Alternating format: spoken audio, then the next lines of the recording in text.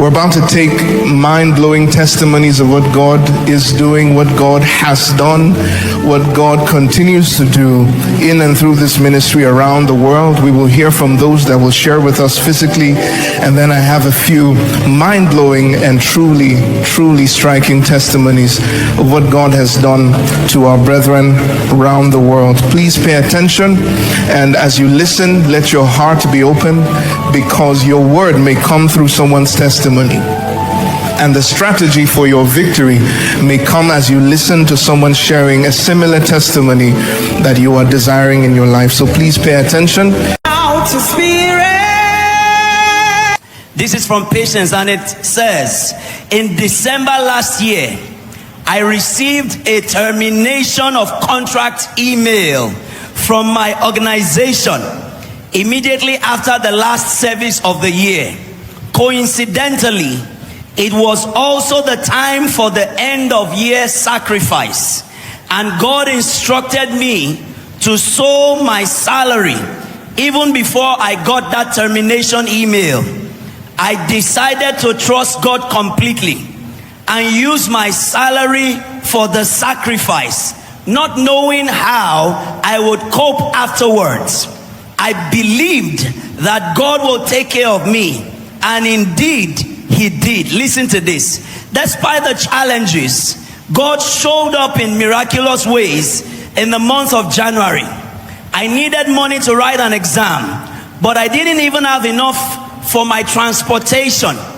God provided for me during the exam period, and I was able to complete it successfully. Can we celebrate God for that? So also, during the first Koinonia service, that was last week, for 2025, I was on my way to church for cleaning, and I told God, do something spectacular for me today that will make me testify about how a powerful service tonight's service was. And I kept praying and declaring the words that were declared by our Father and the Lord over us. Then on Wednesday, while preparing for the meeting of my department, the ushering team, a friend called me with incredible news. The news goes thus: a client at our workplace noticed a wristband that said Jesus revealed, Jesus glorified, and asked if she attended Koinonia. She replied in the affirmative and mentioned that she volunteered during the UK conference as an usher and also in the prayer department. As they went on in the conversation, she told this client that she was in the ushering department, and then she now spoke about this other friend, Patience, that friend also was in the ushering department, and that this friend of ours had just finished the same exam that she had completed herself and was preparing for the next semester, but didn't have enough funds to register. Now, talking about her friend, the woman was deeply touched and immediately said she would pay her friend's school fees. Are you there tonight? She later requested for my account number, and that same day she sent money to cover my school fees. Not only that, she also promised to pay for my tuition for the rest of my schooling till I graduate. Are you there tonight?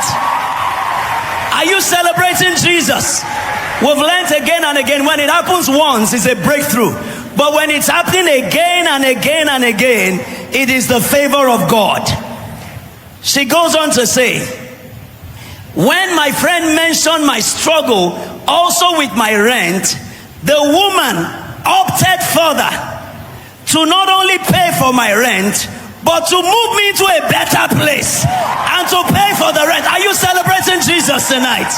She has returned tonight like that one leper to celebrate and glorify Jesus. I would like you to shout tonight, say, Jesus revealed, Jesus glorified. Can you celebrate God for Patience's testimony tonight?